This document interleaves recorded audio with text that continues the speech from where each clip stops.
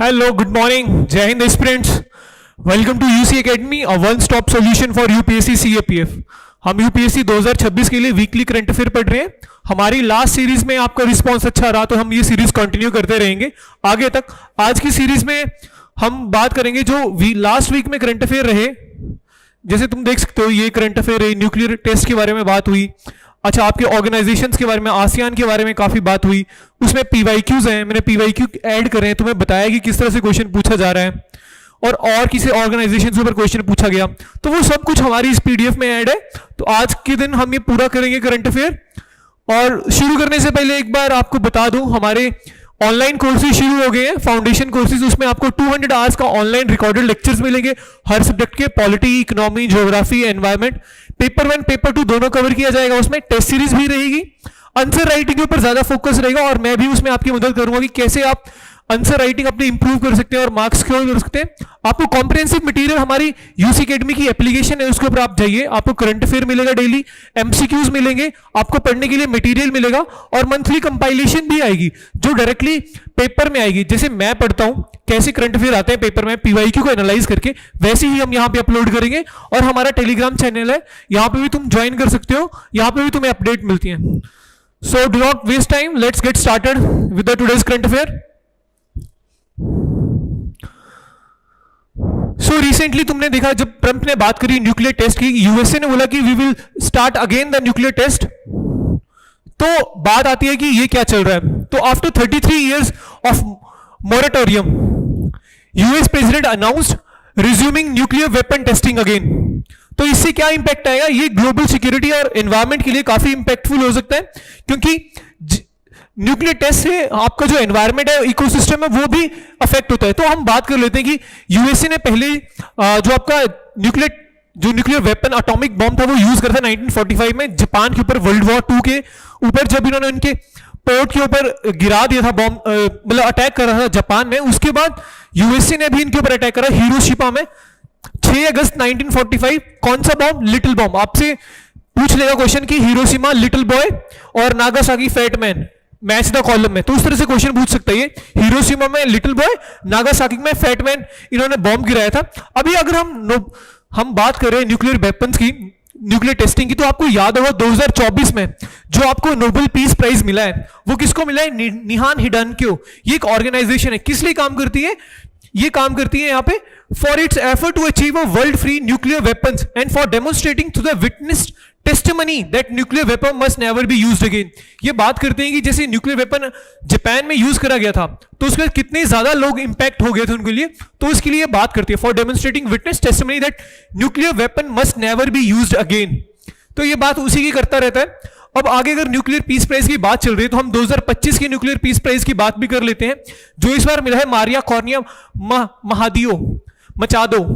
तो मतलब इनको नोबेल पीस प्राइज मिला है. तो इनको नोबेल पीस प्राइज क्यों मिला है? इनको मिला है for her tireless efforts to promote democratic rights in Venezuela. तो आपको ये आ सकता है कि जो रिसेंटली पीस प्राइज 2025 मिला है वो वुमेन किस कंट्री को बिलोंग करती हैं.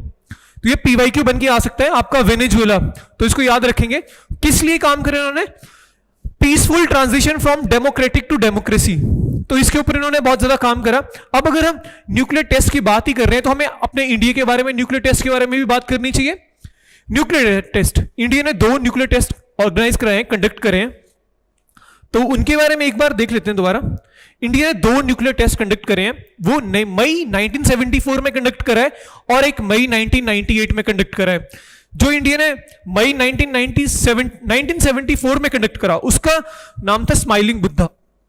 आपसे क्वेश्चन डायरेक्टली पूछ लिया जाएगा, smiling Buddha and operation Shakti are related to which operation of India, that is nuclear testing. तो ये आप याद रख सकते हैं, ऑपरेशन शक्ति और स्माइलिंग बुद्धा. तो ये 2 तरह के आपके इंडिया के न्यूक्लियर टेस्ट थे 2. आगे बहुत इंपॉर्टेंट बात, आसियान समिट की बात हो रही है. अभी आसियान समिट का हमने लास्ट जो लेक्चर करा था वीकली करंट अफेयर, उसमें भी मैंने कवर करा था. तो तुम्हें ये आसियान क्यों पढ़नी चाहिए, इसके ऊपर पहले बात है.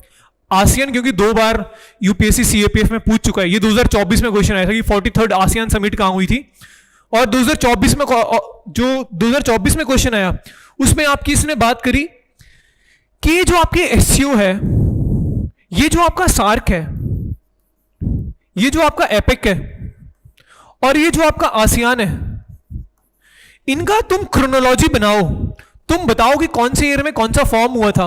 तो ये बहुत इंपॉर्टेंट है। जो लोकल ऑर्गेनाइजेशंस है ना, जिनमें इंडिया का पार्ट है, जो इंडिया के नेबर्स वाली ऑर्गेनाइजेशंस है, वो ज्यादा सीएपीएफ में पूछा जाता है।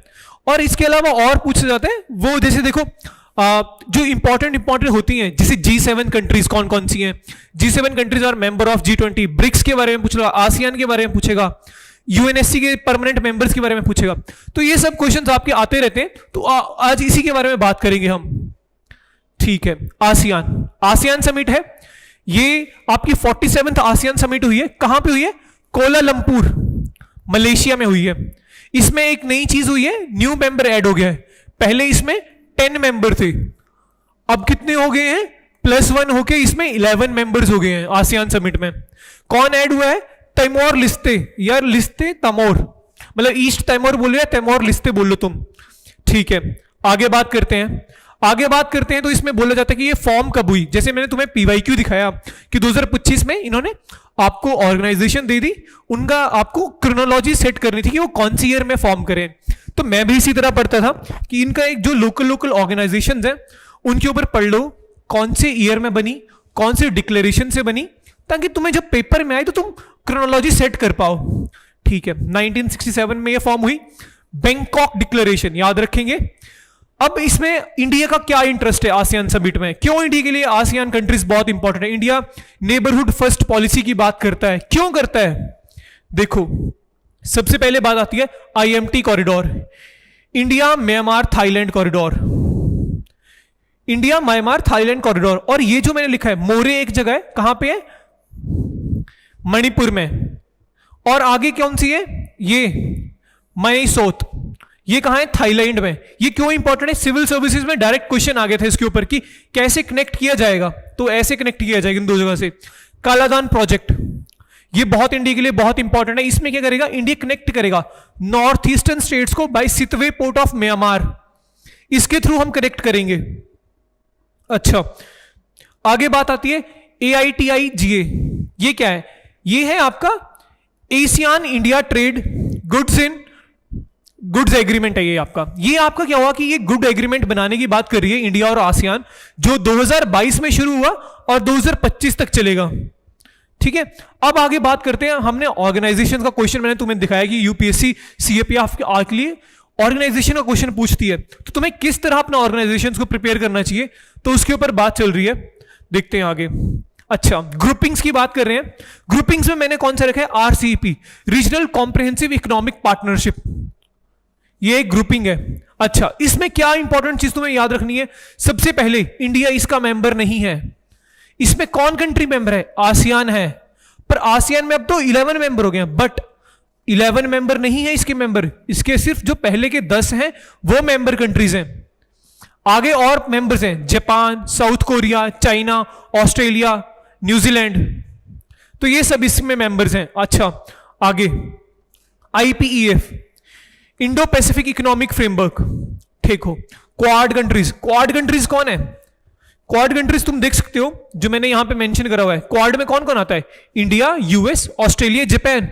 ठीक है, ये याद करने के तरीके हैं कि IPF की 14 कंट्रीज है। अब तुम 14 कैसे याद रखोगी? देखो, क्वाड कंट्रीज रखो कि क्वाड कंट्रीज 4 हैं। अच्छा, आगे कौन सा है? South Korea. उसके आगे कौन सा है? फिजी। और फिजी के बाद तुम देख लो आसियान है।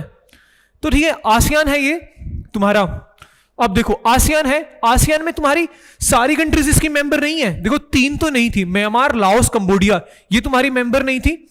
और तुम्हारी जो तैमूर लिस्टें जो अभी बनी है नहीं, वो भी मेंबर नहीं है। तो ये सब याद करने के तरीके होते हैं। ठीक है, आगे बात करते हैं। CPTPP, ये क्या है? Comprehensive and progressive agreements for trans Pacific partnership. तो ये इसमें कौन कौन मेंबर है? इसमें 12 मेंबर्स हैं, बट जो हमें इंपॉर्टेंट बात याद रखनी है, इसमें चाइना मेंबर नहीं है, ना तो इंडिया इसका मेंबर है। ठीक है, अब आगे बात करते हैं कि क्वाड कंट्रीज, तो हमने देख लिया कि क्वाड कंट्रीज में कौन 4 कंट्रीज है? India, US, Australia, Japan. ये बहुत इंपॉर्टेंट है, ये याद रखेंगे। आगे स्क्वाड में कौन है? US, ऑस्ट्रेलिया, कॉमन है दोनों, फिलीपींस एंड जापान, ये एक था। अब इसके आगे एक और बात है जो हमें पढ़नी चाहिए, वो आता है तुम्हारे ये ग्रुपिंग्स। ये मैंने तुम्हारे लिए बहुत इंपॉर्टेंट बनाया है, इसको ध्यान रखते हैं हम। ग्रुपिंग्स में चाइना और इंडिया का रखा है कि कौन इसका मेंबर है, कौन नहीं है। RCEP, regional comprehensive economic partnership, China इसका मेंबर है, बिल्कुल सही बात है। इंडिया इसका मेंबर है, नहीं है। आईपीईएफ, ये यूएस लेड है, ये चाइना लेड है। आईपीएफ में इंडिया मेंबर है, यस है, चाइना नहीं है। सीपीटीपीपी, इसमें दोनों ही मेंबर हैं। एशियान में इंडिया चाइना दोनों ही मेंबर नहीं, इसमें साउथ ईस्टर्न एशियन नेशंस हैं, ठीक है।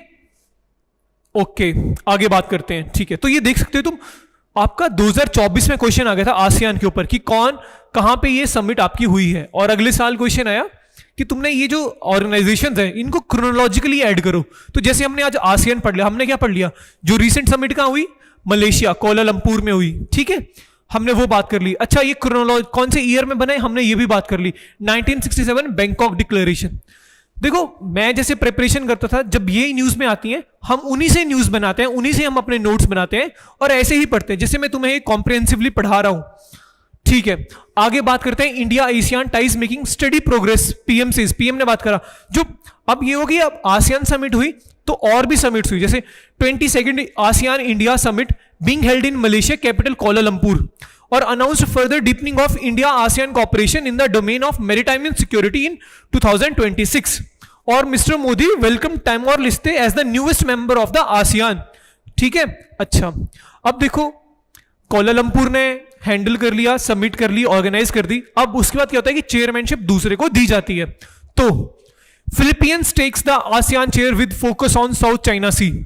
देखो, साउथ चाइना सी बहुत ज्यादा डिस्प्यूटेड रहता है। चाइना की एक 9 लाइन पॉलिसी है जो यू टाइप में है, यू कर्व टाइप में है।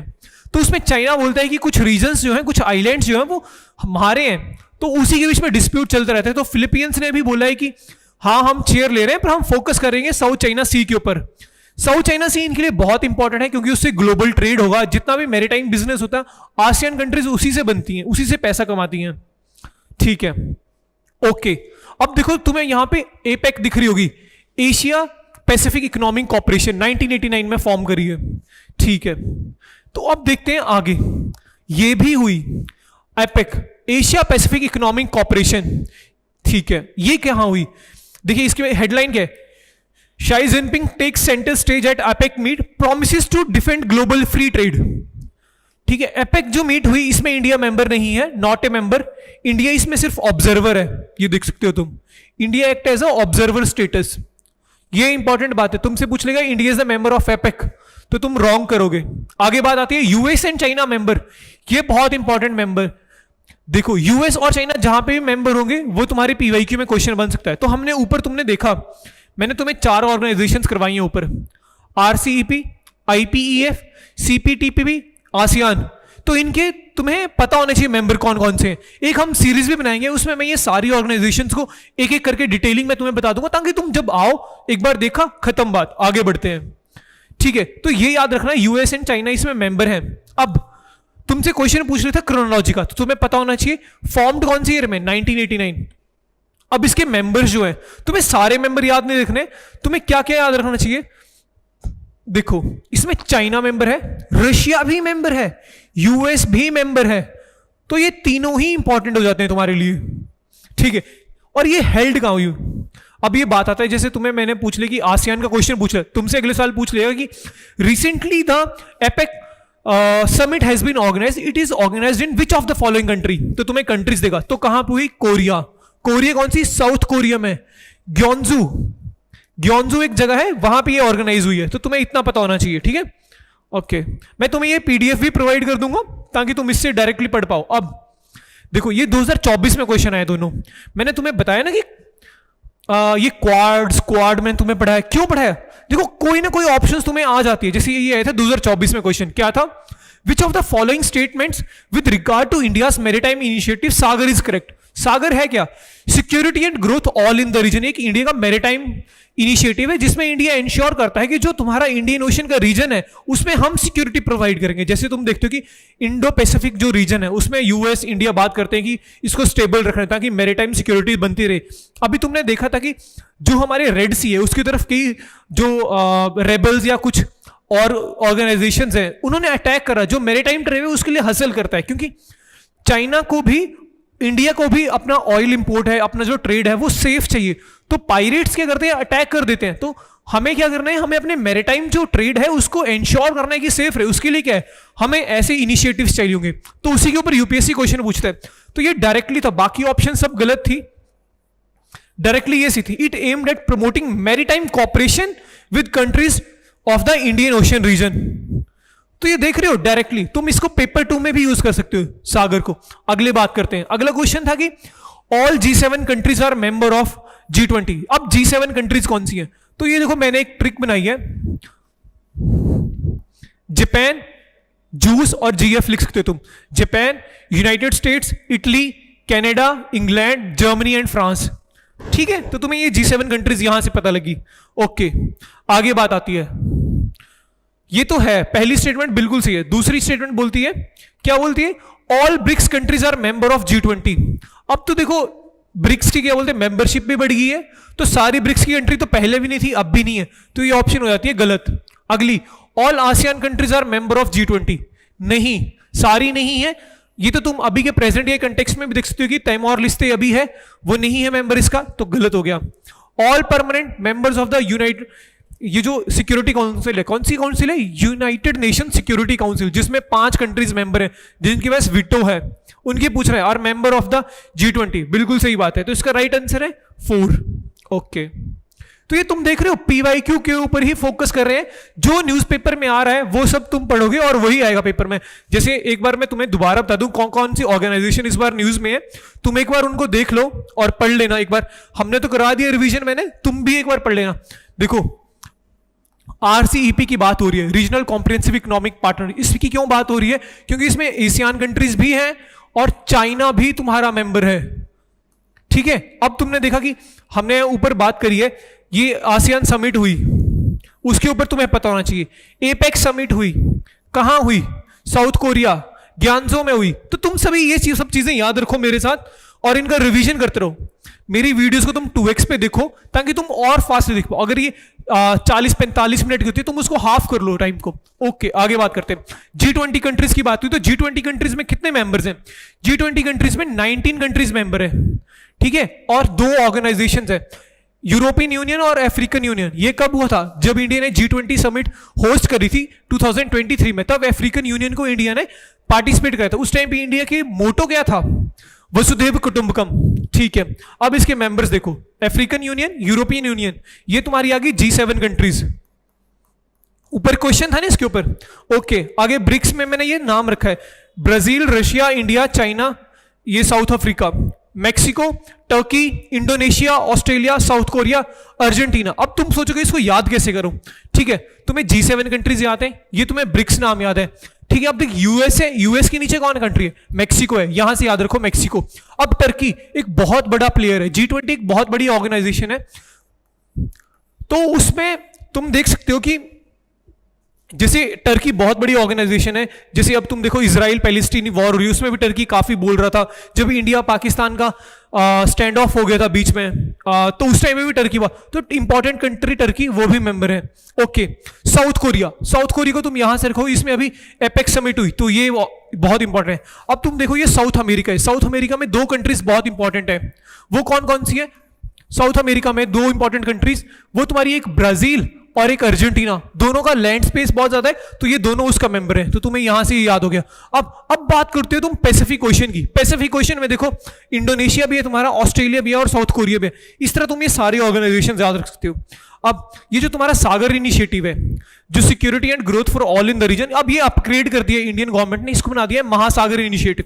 महासागर इनिशिएटिव के तुमसे फुल फॉर्म पूछ लेगा कि recently India ensured that Mahasagar initiative for the betterment security of the maritime corporation. तो उसकी फुल फॉर्म क्या है? Maritime heads for the active security and growth for all in the region. ठीक है, ओके।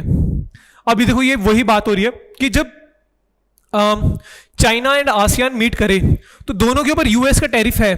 जैसे अभी यूएस ने जो चाइना के ऊपर टैरिफ है वो 57% था, अब इसको घटा के 47% कर दिया है। और दोनों ने बहुत ज्यादा कॉपरेशन किए हैं साथ में, कि जैसे चाइना ने भी बोला है कि हम आपके जो सोयाबीन है वो खरीदेंगे, हम आपको जो रेयर अर्थ मिनरल्स हैं उनका हम आपको देंगे, एक्सपोर्ट करेंगे आपको, तो उन सभी के ऊपर बात हुई। तो इसके बारे में हमें क्या बात पढ़ना चाहिए कि एफटीए अपग्रेड कर लिया है, चाइना और एशियान है, 3.0 वर्जन है, China and ASEAN both member और आरसीईपी। ये तुम्हें क्वेश्चन आ जाएगा कि China and ASEAN are the member of RCP corporation, सीधा टिक मारो। आरसीपी क्या है? वर्ल्ड लार्जेस्ट ट्रेडिंग ब्लॉक है, यूरोपियन यूनियन से भी बड़ा है, कवर्स 1/3 ऑफ ग्लोबल पॉपुलेशन और 30% ऑफ ग्लोबल जीडीपी। तो ये कुछ इंपॉर्टेंट पॉइंट्स हैं जो तुम्हें पढ़ लेने चाहिए। ओके, आगे बात होती है सूडान। अब तुम सूडान में देखोगे रिसेंटली सिविल वॉर चल रहा है, वहां के एक ऑर्गेनाइजेशन है आरएसएफ, रैपिड सपोर्ट फोर्स, ये लड़ रही है वहां की आर्मी से। तो देखो अभी क्या हुआ कि वहां पे एक अल फशर सिटी करके एक जगह है, तो अब देखो ये सिटी के ऊपर क्या हुआ है कि उन्होंने अटैक करा और इसको कैप्चर कर लिया। तो तुमसे पेपर में पूछ लेगा कि Al Fasher is a city belongs to which of the following countries, तो तुम्हें 3-4 नाम दे देगा, तुमने क्या करना है, ठीक, सूडान। यूपीएससी अगर सीएपीएफ का जो पेपर आता है वो 2 पेपर को तुम ढंग से देखो, सिविल सर्विसेज और सीडीएस, जो उनमें चल रहा है थोड़ा बहुत ट्रेंड वो डायरेक्टली रिफ्लेक्ट होता है। और यूपीएससी का पेपर सबसे इजी है प्रिडिक्ट करना, मैंने 3 बार कॉन्टिन्यूसली क्लियर किया। कैसे? क्योंकि जो न्यूज़पेपर में करंट अफेयर आ रहा है तुम्हें पता होना चाहिए, यही तो है जो हो रहा है, तो वही तो तुमसे अवेयरनेस चेक हो रही है। तुमसे पूछ लेगा अल फसर सिटी कहां बिलोंग करती है, तुम सीधा सूडान लिंक मारोगे। ओके, क्या हुआ यहां पे 2000 सिविलियंस को मार एग्जीक्यूट कर दिया गया था 26 और 27 अक्टूबर, ये देखो। और RSF has been locked in a bloody civil war with the Sudan army since 2023, a conflict that has killed tons and thousands, tens of thousands and displaced more than 12 million people। तो देख लो कितना important news है। तो तुम्हें यहां पे क्या करना चाहिए, तुम यहां पे सूडान खोलो, मैप पे सूडान के तुम मैप देखो, नेबरिंग कंट्रीज देखो, नेबरिंग कंट्रीज देख ली, अगर इसका कोई बॉर्डर लग रहा है सूडान का, कहीं मैरीटाइम बॉर्डर है तो वो देखो। अच्छा, सूडान के अंदर मैंने तुम्हें अल फसार सिटी बताई, एक डाफुर रीजन है वो भी आ सकता है, तो मैं पूछ लेगा कि डाफुर रीजन का है तो सूडान में, तो ये बहुत इंपॉर्टेंट है। ओके, आगे बात करते हैं। अभी देखो ये आसियान समिट हुई तो बहुत ज्यादा न्यूज में, इसमें बहुत सारी चीजें हुई हैं, जैसे तुम ये देख सकते हो कि ये देखो जैसे ये बात करते हैं, यहां पे बात हो रही है, एक सेकेंड,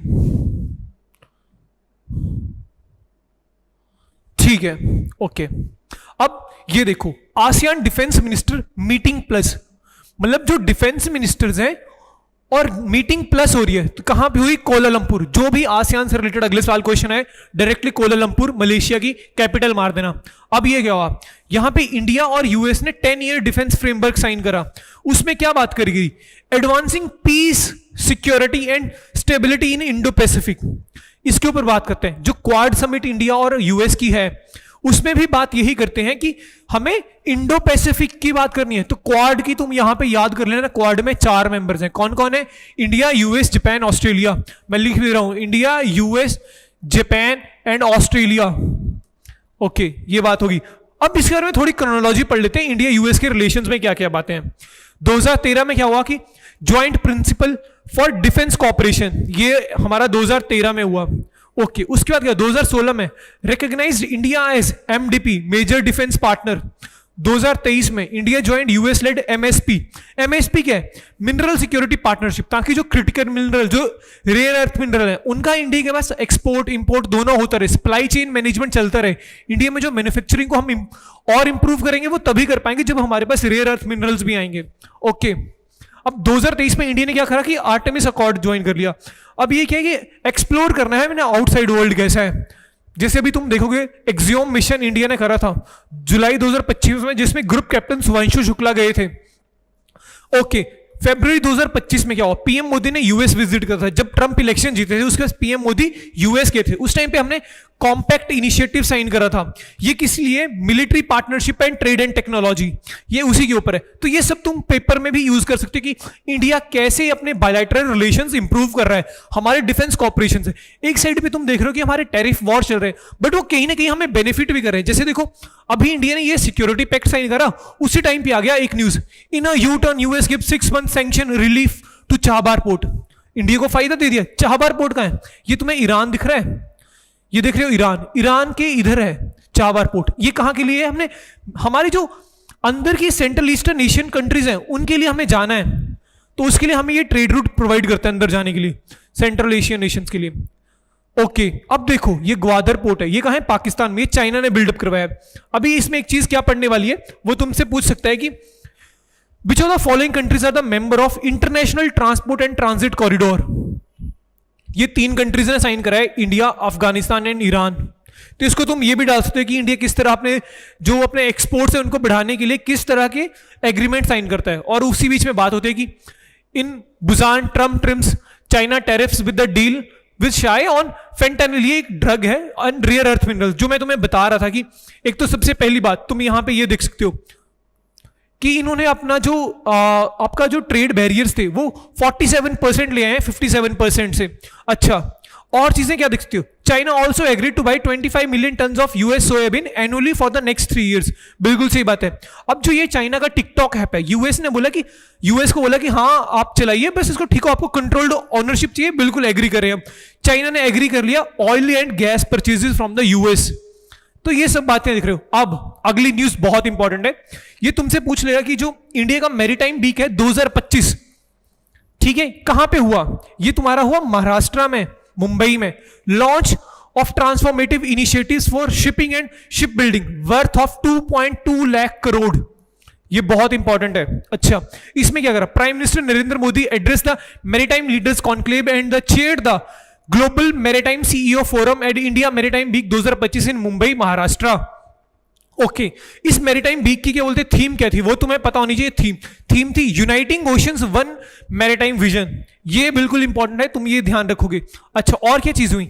यहां पे ग्रीन टग प्रोग्राम की बात हो रही है। ये मतलब हम तुमने देखा होगा मोदी जी लाइफ इनिशिएटिव की बात करते हैं, हमारे प्राइम मिनिस्टर, हम सस्टेनेबल डेवलपमेंट की बात करते हैं, हम सस्टेनेबल एनवायरनमेंट की बात करते हैं। तो ग्रीन टग प्रोग्राम क्या ये करते हैं? Towing and pushing of large ship in the port operations, उनके लिए हेल्प करता है ये। ओके, और हमने डिजिटल इंडिया की बात करते हैं, हम डिजिटल ट्रांसफॉर्मेशन की बात करते हैं, तो हमने ड्राइविंग डिजिटल ट्रांसफॉर्मेशन करा है डिजी बंदर। ये बंदरगाह की एक ऐप होगी, जैसे हमारे इधर पोर्ट हो क्या बोलते था, बंदरगाह बोला जाता है, तो डिजी बंदर। तो इसमें क्या होगा कि हमें किस तरह की हेल्प करेगा? ट्रांसपेरेंसी लाएगा, सेफ्टी बताएगा, तुम्हें ये प्रिडिक्टिव लॉजिस्टिक्स बताएगा। प्रिडिक्टिव लॉजिस्टिक्स मतलब फोरकास्ट बताएगा, फ्यूचर इवेंट्स क्या होने वाले हैं, पोटेंशियल डिलेज कैसे हो सकते हैं, डिमांड फ्लक्चुएशंस के बारे में बात करेगा, ऑटोमेशन की बात करा, port in and out time बताएगा कि कितना टाइम तुम्हें लगेगा पोर्ट के ऊपर। हमने एआई को इसके साथ में एग्जीक्यूट करा। तो ये बहुत इंपॉर्टेंट चीज है। Digi Bandar is related to which of the following? तो ये तुम बताओगे ड्राइविंग डिजिटल ट्रांसफॉर्मेशन की बात है। हमने मैरीटाइम सिक्योरिटी, मैरीटाइम जो ट्रेड है उसको एनहांस करने के लिए बात कर रहे हैं हम यहाँ पे।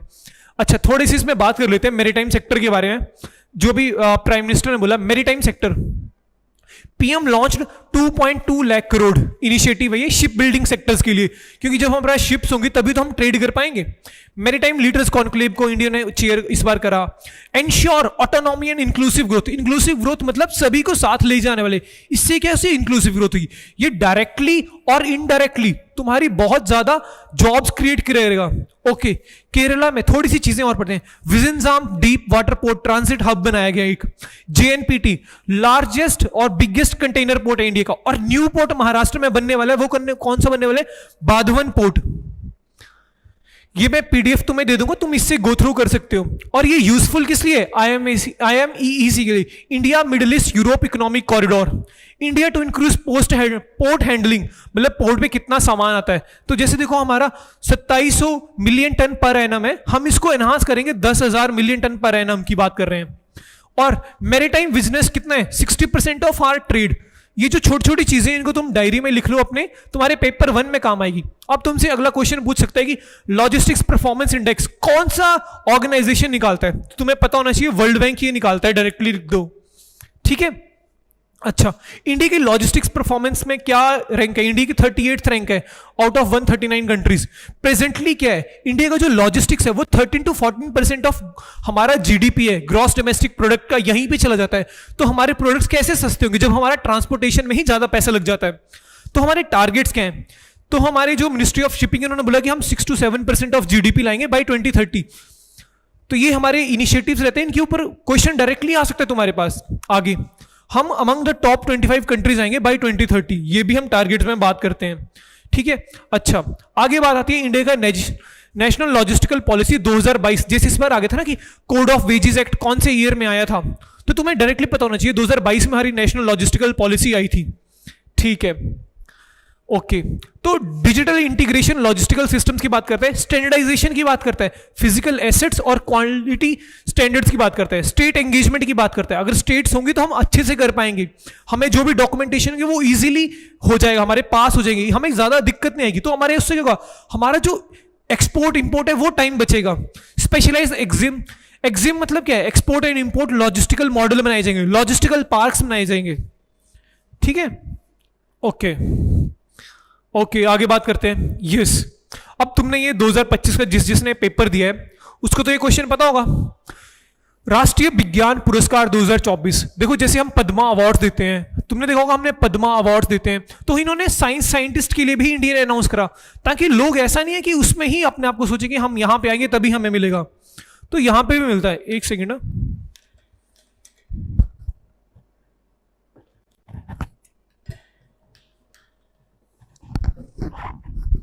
ओके तो ये देख सकते हो तुम कि विज्ञान पुरस्कार की बात हो रही है, तो इसका क्वेश्चन ये दिया हुआ था।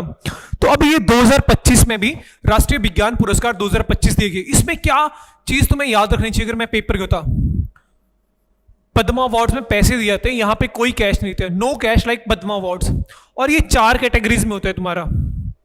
ओके 4 कैटेगरीज में होते हैं। 4 कैटेगरीज कौन कौन सी है, विज्ञान रत्ना, विज्ञान श्री, विज्ञान युवा शांति स्वरूप और विज्ञान टीम। अब इसमें तुम्हें क्या क्या याद रखना है, तुमसे एक स्टेटमेंट आ सकती है पेपर में कि ये जो तुम्हारे पुरस्कार है, राष्ट्रीय विज्ञान पुरस्कार है, नॉट गिवन पॉस्थुमसली, तो गलत करोगे। क्यों गलत करोगे, क्योंकि ये जो प्रोफेसर जयंत विष्णु नारिलकर हैं इनको पॉस्थुमसली दिया गया। पॉस्थुमसली मतलब आफ्टर डेथ इनको ये पुरस्कार दिया गया है। अब इसके बारे में थोड़ा पढ़ते हैं कि क्यों ये, क्या इनका हिस्ट्री था, क्यों इनको ये दिया गया। इन्होंने स्टडी करी है ब्लैक होल्स एंड स्टार्स के बारे में। डायरेक्टली क्वेश्चन आया था कि professor Jayant Vishnu who has been recently awarded with the Rashtriya Vigyan Puraskar has been enrolled in which study, तो ये ब्लैक होल्स एंड स्टार्स की बात होता है। इन्होंने हॉयले नारिलकर थ्योरी ऑफ ग्रेविटेशन दी थी, जो ऑल्टर करती है Einstein's general theory of relativity को। ठीक है, और क्या चीज तुम्हें याद रखनी है, अब ये जो विज्ञान श्री है ये 8 एक्सपर्ट्स को दिए गए, तो हर चीज तुम्हें याद नहीं रखनी है, मैंने भी नहीं लिखा है। याद क्या रखना है, ये जो विज्ञान युवा पुरस्कार है ना तुम्हारा, युवा शांति, इसको इंपॉर्टेंट है बहुत रखना। क्यों, क्योंकि इसमें एज लिमिट है कितना, अगर तुम 45 साल से नीचे हो गए, 45 ईयर्स, तभी तुम्हें ये अवार्ड दिया जाएगा, और ये 14 बंदों को दिए गए। तो तुम्हारा एक राष्ट्रीय विज्ञान पुरस्कार के ऊपर क्वेश्चन आता है, 3-4 स्टेटमेंट्स देगा, उसमें तुम्हें ठीक करना है। विज्ञान टीम याद रखना, किसको मिला, अरोमा मिशन के लिए, CSIR की टीम है। क्या करें उन्होंने, boost farmers income 20 to 30% by smart scent plants. ठीक है, तो ये बात हो रही है। ओके अब देखो अगली बात है, अगली बात आती है टाइगर रिजर्व्स की। टाइगर रिजर्व यूपीएससी 2 तरह से क्वेश्चन पूछ सकता है तुमसे कि टाइगर रिजर्व कौन सा रिसेंटली बना है। तो इस बार इन्होंने ये जो जब टाइगर रिजर्व कोई करा जाता है तो क्या होता है कि रीलोकेशन होती है लोगों की, जो ये बोल रहे हैं कि ऐसा होना चाहिए, एक्सेप्शनल होनी चाहिए, वॉलंटरी होनी चाहिए और एविडेंस बेस्ड मेजर होने चाहिए। ये सब तुम जो तुम्हारा पेपर 2 है उसमें लिख सकते हो इजीली। अब इसमें क्या होता है कि जब फोरकास्ट, जो फॉरेस्ट ड्वेलिंग कम्युनिटीज हैं उन्हीं की ट्रांसफॉर्मेशन होती है, जब टाइगर रिजर्व या कोई बायोस्फीयर, कोई इकोसिस्टम डिक्लेयर कर देती है गवर्नमेंट, तो गवर्नमेंट इसमें कुछ बातें कर रही है कि हम जो फ्रेमवर्क लाएंगे उसमें हम ये चीजें इंश्योर करेंगे। ओके तो हम ये देखते हैं कि कौन सी चीजें जो गवर्नमेंट इंश्योर करने की बात करती है। गवर्नमेंट बोलती है कि हम कम्युनिटीज को continue living in the forest देंगे, कि आप रहिए जहां रहते हैं, हम कंसेंट लेंगे फॉर रीलोकेशन, अगर आप होना चाहते हैं तो रहिए, नहीं होना चाहते तो रहिए, कोई बात नहीं है। Policy, national framework for community centred conservation and relocation, ये एक स्पेशल पॉलिसी बनाई जाएगी। उसके बाद एक जो बहुत इंपॉर्टेंट है वो ये है नेशनल डाटाबेस। देखिए हम डाटाबेस की बात करते हैं तो हमारे प्राइम मिनिस्टर ने भी बोला कि हम डाटाबेस रखेंगे, इससे हमें क्या फायदा होगा, हमें जो कम्युनिटीज हैं हमने उनको रिकॉर्ड रखेंगे, किसको हमने रीलोकेट करें, हम ट्रैक करेंगे। तो इसमें 3 चीजें होंगी, रीलोकेशन के बारे में पता होगा हमें पूरा, हम कंपनसेशन अच्छा दे पाएंगे उनको, और स्टेटस पोस्ट रीलोकेशन, कि क्या उनका स्टेटस है पोस्ट रीलोकेशन, क्या वो सही है या नहीं है, क्या उनको अभी भी दिक्कतें आ रही हैं। अभी बहुत इंपॉर्टेंट न्यूज है ये, साइक्लोन मोंथा कहां आया, आंध्र प्रदेश साइड में आप लोग देखने मिल रहा, फॉर्म्ड कहां हुआ, western central bay of Bengal में ये फॉर्म हुआ। इंपैक्ट कहां पे हो रहा है? आंध्रा में कर रहा है, ओडिशा में कर रहा है, तमिलनाडु में कर रहा है, केरला में। तुम जैसे मैंने टीएन लिखा है, तुम ऐसे शॉर्ट फॉर्म से लिखो स्टेट्स को, ताकि तुम्हें इसका इजीली याद कर पाओ। कितना बनाओगे नोट्स? छोटे छोटे नोट्स होने चाहिए। ओके, आगे क्या है? इसका मतलब क्या होता है मोन्था का? ब्यूटीफुल और फ्रेगमेंटेड फ्लावर्स। अब ये बात होती है कि इंडिया में जो ये तुम्हारे साइक्लोन्स आ रहे हैं, इनका नाम किसने रखा? तो इस साइक्लोन का नाम रखा था थाईलैंड। तुमसे डायरेक्टली क्वेश्चन आ सकता है कि Montha cyclone which hits Andhra Pradesh recently, name is given by विच? तो तुम थाईलैंड बताओगे। साइक्लोन, अब साइक्लोन डिक्लेयर कैसे होता है उसके बारे में देखो। साइक्लोन की स्पीड जो होती है वो ग्रेटर देन अगर 62 किलोमीटर पर आवर है तो उसको हम साइक्लोन बोलते हैं। अब हर चीज को अलग अलग बोलते हैं। जैसे ट्रॉपिकल साइक्लोन इंडियन ओशन में बोला जाता है, हरिकेन्स तुम्हारा कैरेबियन सी में होता है, टाइफून तुम्हारा चाइना सी में होता है, विली विली तुम्हारा ऑस्ट्रेलिया में होता है, और टॉर्नेडोस तुम्हारे यूएसए में होता है। ये तुमसे मैच द कॉलम में चीजें पूछ ली जाती हैं।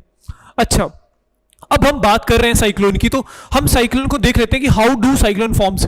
तो साइक्लोन लो प्रेशर जोन्स होती हैं। जैसे लो प्रेशर जोन बना, यहां पे ये हवाएं हैं, तेज हवाएं घूम रही हैं। हुआ क्या है, जब लो प्रेशर जोन बना, सूरज की तेज किरण आई, वहां से हवा ऊपर गई, राइज कर गई, वहां पे नीचे वैक्यूम बन गया। तो जो तेज हवाएं जहां पे हाई प्रेशर था, उन्होंने उस लो प्रेशर जोन को घेर लिया के, तो जो कोरियोलिस फोर्स की वजह से घूमा, उसकी वजह से हवा यहां पे घूमने लगी। जैसे देखो, लो प्रेशर जोन चाहिए होता है तुम्हें, वार्म सी सरफेस चाहिए होता है 27 डिग्री सेल्सियस ओशियंस में, ठीक है, अप टू 50 मीटर डेप्थ। ये जो वार्म है तुम्हारा पानी गर्म है, कम से कम 50 मीटर की डेप्थ तक होना चाहिए। कोरियोलिस फोर्स इंड्यूस रोटेशन करती है, जैसे तुम देख रहे हो एंटी क्लॉकवाइज घूम रहे हैं, तो यहां पे एंटी क्लॉकवाइज घूमते हैं।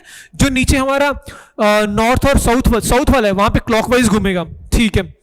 ओके, आगे बात होती है कि वार्म एंड मॉइस्ट एयर, जब ये सब कंडीशंस होगी, जो वार्म एंड मॉइस्ट एयर है वो ऊपर जाएगी, तो वो लेटेंट हीट रिलीज करेगी और कूल डाउन होके क्लाउड्स फॉर्म कर देगी, ठीक है। जब इसने हीट रिलीज कर दी तो हीट एनवायरमेंट में रहेगी, तो वो हीट क्या करेगी? Warms the surrounding air, surrounding air को भी गर्म कर देगी, और एयर फर्दर राइजेस, जिससे कि और टर्बुलेंस आएगा, वो और ऊपर जाएगी।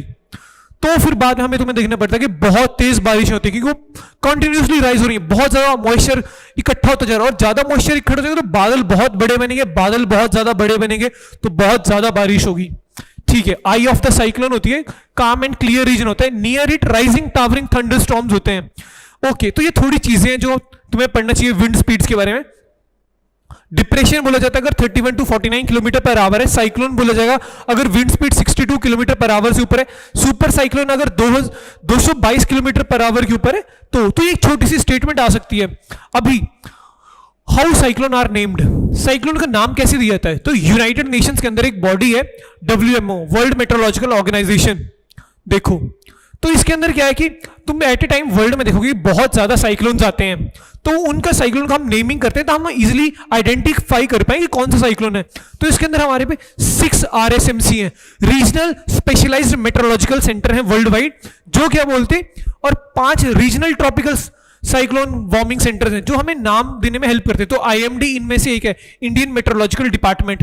तो ये क्या करता है कि इसमें 13 कंट्रीज का मेंबर्स हैं, जैसे हमने 13 कंट्रीज लिखी है ना, ये Bangladesh, India, Iran, Maldives, Myanmar, Oman, Pakistan, Qatar, Saudi Arabia, Sri Lanka and many more. तो इन सभी को जब तुम एक क्रोनोलॉजी में सेट करोगे अल्फाबेटिकली, तो वो कंट्रीज अपना अपना नेम देती हैं। तो ये जो मोन्था नेम था ये थाईलैंड ने दिया था। जो आने वाला नेक्स्ट साइक्लोन है उसका नाम है सेन्यार, वो कौन देगा? UAE का दिया हुआ है। उसके अगला कौन का? दित्वा, यमन का है। और अर्नब होगा वो बांग्लादेश का होगा। मुरासू ये कौन है? इंडिया का दिया हुआ नाम है, ठीक है। ओके, अभी एक बहुत इंपॉर्टेंट चीज है 28th एनर्जी टेक्नोलॉजी मीट। ये कहां पे हुई? हैदराबाद में। तुमसे डायरेक्टली क्वेश्चन पूछ लेगा।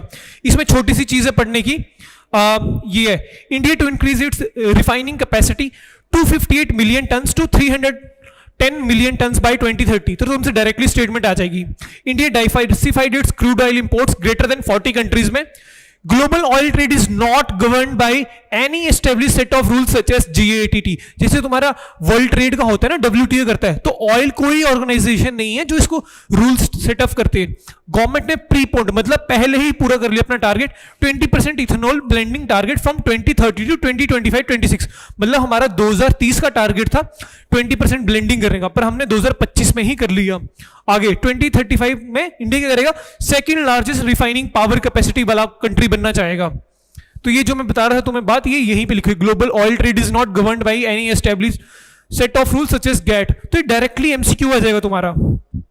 ओके, तो रशिया ने रिसेंटली क्या है, एक पोसाइडन अंडर वाटर ड्रोन है, तो ड्रोन के तुमने देखा होगा, अभी ऑपरेशन सिंदूर के टाइम पे भी देखा होगा, इजराइल पैलेस्टीन में भी देखा होगा, ड्रोन से कितनी ज्यादा इंपॉर्टेंस बढ़ दिया है। तो रशिया ने बोला कि हमने अंडर वाटर ड्रोन निकाला है, ये न्यूक्लियर पावर है, न्यूक्लियर पावर्ड है, और इसका नाम क्या है, पोसाइडन। तो ये इम्पॉसिबल टू इंटरसेप्ट है, इन्होंने बोला है। अभी रिसेंटली ये जो रशिया की कंपनी है यूनाइटेड एयरक्राफ्ट कॉर्पोरेशन HAL, इन्होंने साइन करा है सिविलियन एयरक्राफ्ट प्रोडक्शन के लिए, उसका नाम है SJ-100 सिविलियन एयरक्राफ्ट। इसको HAL अब बनाएगा। ये क्या है, ट्विन इंजन है, यूजफुल है शॉर्ट कनेक्टिविटी के लिए। शॉर्ट कनेक्टिविटी जैसे हमारा प्राइम मिनिस्टर का एक इनिशिएटिव है उड़े देश का आम नागरिक स्कीम, तो इसमें बहुत ज्यादा इंपॉर्टेंट हो सकता है। और ये फर्स्ट टाइम है, ये चीजें इंपॉर्टेंट है, पेपर में याद रखें ये लिए कि ये फर्स्ट टाइम है। फर्स्ट टाइम किस चीज में, a complete passenger aircraft will be produced in India. Okay, आगे क्या बात है, will create new jobs directly and indirectly. जब मैन्युफैक्चरिंग होगी किसी चीज की तो वहां पे जॉब्स बनेंगे जो डायरेक्टली होंगी, कुछ लोग और एंसिलरी सर्विसेज देंगे तो उसमें उनको भी फायदा मिलेगा। ओके, आगे बात होती है कि भाई IUCN red flag the western Ghats. अभी क्या हुआ कि IUCN की एक रिपोर्ट आई, तुम्हें पता है अब ये क्वेश्चन डायरेक्टली आ सकता है UPSC का, world heritage report has been given by which organisation. तो तुम बताओगे IUCN, डायरेक्टली टिक मारोगे। इसने क्या करा है, इसने 2028 साइट्स जो है असेस्ड करी यहाँ से सिंस 2014, और इसने बोला कि 57 साइट्स जो है वो पॉजिटिव हैं, सही आउटलुक में है। ओके, यही है world heritage site report IUCN। 4 इसने क्राइटेरिया दिखते हैं। तो इसने ये बोला कि जो साउथ एशिया में जो हमारी स्पीशीज और हैबिटेट है वो 4 चीजों से इंपैक्ट हो रहा है। पहला, क्लाइमेट चेंज से हो रहा है। दूसरा, टूरिज्म से हो रहा है। टूरिज्म आता है, गार्बेज फेंक के चला जाता है। इन्वेजिव एलियन स्पीशीज, मतलब कि वो नॉन नेटिव स्पीशीज है वहां की, और जो वहां का नेचुरल इकोसिस्टम है उसको रिप्लेस कर दे रही है, तो वो इंपैक्ट कर रही है। या तो वो उनके न्यूट्रिएंट्स खा जा रहे हैं, उनकी वाटर खा जा रहे हैं, तो वो डेवलप नहीं हो पा रहे हैं। और चौथी चीज है रोड्स, क्योंकि तुम हर कहीं कुछ भी बना दे रहे हो तो उससे हो रहा है। अभी रिसेंटली क्या ऐड हुआ है, इन्होंने सिग्निफिकेंट कंसर्न में इंडिया के 3 चीजों को ऐड करा है, वेस्टर्न घाट, मानस नेशनल पार्क और सुंदरबंस नेशनल पार्क। ये डायरेक्टली आ जाएगा पेपर में, ये इंपॉर्टेंट है तीनों, ये पढ़ लेना। ये तीनों डायरेक्टली पेपर में आ सकते हैं, तो इसको याद रखना, ठीक है। अब जो वेस्टर्न घाट है वो हिमालय से ज्यादा ओल्डर है, तो वेस्टर्न घाट जो है वो वल्नरेबल है। क्यों होते जा रहे हैं, जैसे हाइड्रो इलेक्ट्रिक प्रोजेक्ट्स, जैसे हम डैम्स वगैरह बना रहे हैं इरिगेशन के लिए, जैसे एग्जांपल है शिलाशिला पंप्ड प्रोजेक्ट, तो ये वेस्टर्न घाट्स में नीलगिरीज में है। दूसरा, टूरिज्म आता है, गार्बेज फेंक के चला जाता है। Plantations are replacing natural ecosystems. और exotic species like non native species, मतलब एलियन स्पीशीज, यूक्लिप्टस, एकाइका, तो ये दोनों क्या ऑस्ट्रेलिया की हैं, बट ये यहां पे ग्रो होना शुरू हो गए, तो ये जो नेचुरल इकोसिस्टम है उसको इंपैक्ट कर रही हैं। जो ये गुड वगैरह कैटेगरी है, इनमें भी इंडिया के अलग अलग कंट्री, अलग अलग नेशनल पार्क्स हैं, तुम देख सकते हो।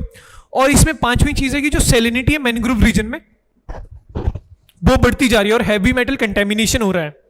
ओके, अगला करंट अफेयर है। अगला करंट अफेयर हमारा है रिपोर्ट के ऊपर, ये अभी UNEP united nation environmental programme, इसके अंदर एडेप्टेशन गैप रिपोर्ट है। जैसे हमने पीछे पढ़ा ना वर्ल्ड हेरिटेज रिपोर्ट, तो IUCN याद रखना, एडेप्टेशन गैप रिपोर्ट में UNEP याद रखना, ये निकाला गया है। इसने कुछ बात करी है, जैसे अभी पेरिस एग्रीमेंट को भी 10 साल हो गए हैं, 2015 में साइन हुआ था, तो इसने बोला कि डेवलपिंग कंट्रीज को 310 से लेकर 365 बिलियन डॉलर चाहिए पर annually, per year. Highlight huge gap की बात करी है इसने, demand and supply of funds की, ठीक है। एक्ट COP29 जो बाकू में हुआ, तो उसमें बोल रहा है कि डिमांड थी 1.3 trillion annually, but developed countries ने कितना एग्री करा, सिर्फ 300 बिलियन। तो डिमांड एंड सप्लाई में गैप्स हैं। ओके, अब अगली बात है क्लाउड सीडिंग। तुमने देखा कि 28 अक्टूबर को जो दिल्ली है वहां पे एयर सीडिंग करी गई, क्लाउड सीडिंग करी गई। तो क्लाउड सीडिंग से होता क्या है, इससे होता है तुम्हारा आर्टिफिशियल रेन में हेल्प करते हैं। तुमने देखा होगा कि अभी दिल्ली में क्या है कि पॉल्यूशन काफी बढ़ गया है, तो उन्होंने सोचा कि हम आर्टिफिशियल रेन कराते हैं, जिससे जो पार्टिकल्स हैं वो सेटल डाउन हो जाएंगे नीचे और एयर क्वालिटी इंडेक्स बढ़िया हो जाएगा। तो ठीक है, क्लाउड सीडिंग क्या है, एक टेक्निक है जिसमें हम प्रेसिपिटेशन को एनहांस करते हैं, जो रेन है उसको एनहांस करेंगे। अब वो कब होगी, ये क्या करते हैं कि इसमें डिस्पर्सिंग मीडियम जैसे potassium iodide, silver iodide, NaCl, dry ice यानी कि सॉलिड CO2, ये तुमसे पूछ सकते हैं कि which of the following is used as the dispersing substances, तो ये याद रखना, ठीक है। अब इनमें क्या होता है कि जब ये पार्टिकल्स ऊपर फेंकते हो तो तुम जो मॉइस्चर वाली वाटर मॉलिक्यूल्स है वो एक जगह कैप्चर हो जाएंगे, तो बड़ा क्लाउड बन जाएगा। जब बड़े क्लाउड्स बन जाएंगे और हैवी हो जाएंगे तो रेन डाउन पॉर कर देंगे नीचे, तो उसी तरह हेल्प करता है। And these act as cloud condensing nuclei. Okay, और आज की आखिरी न्यूज है हमारी रामसर साइट्स के ऊपर। अभी तुम देखोगे कि बिहार में इलेक्शन आने वाले हैं, तो वहां पे कुछ नई एडवांसमेंट्स भी हो रही हैं, तो साथ में पीएम मोदी जी ने बिहार में न्यू रामसर साइट जो है वो निकाली है, डिक्लेयर करी है। तो 2 रामसर साइट्स निकाली गई हैं। पर उससे पहले मैं तुम्हें बता दूं ये क्वेश्चन क्यों तुम्हें पढ़ना चाहिए, क्योंकि सीएपीएफ 2025 में क्वेश्चन आया था, the Ramsar convention is an inter governmental treaty which provides the framework for the national election and international cooperation for the conservation of wetland. तो ये रामसर साइट्स तो इंपॉर्टेंट हो जाती हैं। आज तुमसे इन्होंने ये पूछा, किसी दिन ये पूछ लेगी which of the following Ramsar site belong to which region. तो जैसे गोकुल जलाशय है, उदयपुर झील है, ये याद रखना, राजस्थान वाला उदयपुर नहीं है, बिहार में है उदयपुर झील। टोटल कितनी है रामसर साइट्स? 93 है। थोड़ा सा रामसर साइट्स के बारे में पढ़ेंगे। रामसर कन्वेंशन है, साइंड है ये 2 फरवरी 1971 को साइन हुई थी। रामसर सिटी है, कहां है? ईरान में है ये। ओके, अब वेटलैंड डे 2 फरवरी को मनाया जाता है। जब 2023 में पेपर था सीएपीएफ में आया था, उसमें डेज मैच द फॉलो कर रहे हैं, एनवायरमेंट डे कब होता है, वेटलैंड डे कब होता है, तो उसी हिसाब से इंपॉर्टेंट रखना है तुमने। थीम क्या थी 2025 की? अब 2026 आएगा तो पेपर में वो ज्यादा इंपॉर्टेंट है, तो वो पढ़ेंगे तब आमने पे। पर 25 की थीम थी protecting wetland for our common. Okay, future, इसमें फ्यूचर लिखना, for our common future. Okay, Montreux record, ये क्या है कि रामसर कन्वेंशन के अंदर ही है, इसके अंदर स्पेशलाइज्ड करा जाता है इनको, जो वेटलैंड्स है उनको और प्रोटेक्शन करी जाती है, जिसमें 2 आते हैं, कीलाडो national park and Loktak lake. ये दोनों है, कीलाडो नेशनल पार्क तुम्हारा राजस्थान में और लोकटक लेक जो है मणिपुर में है। तो that's all the current affair. तो मैं इसी तरह अपना न्यूज़पेपर करंट अफेयर एनालिसिस करता था। ये वीकली करंट अफेयर है, जो मुझे लगता था कि तुम्हारे लिए पेपर में आ सकता था, इंपॉर्टेंट था, वो मैंने सारा डिस्कस करा है। और तुम इसी तरह हमारे साथ बने रहिए। और तुम्हें सच बोल रहा हूं कि जब तुम पेपर दोगे तुम्हें सारा करंट अफेयर इन्हीं से दिखेगा। एंड थैंक यू, जय हिंद एवरीवन, मेरे साथ बने रहने के लिए धन्यवाद।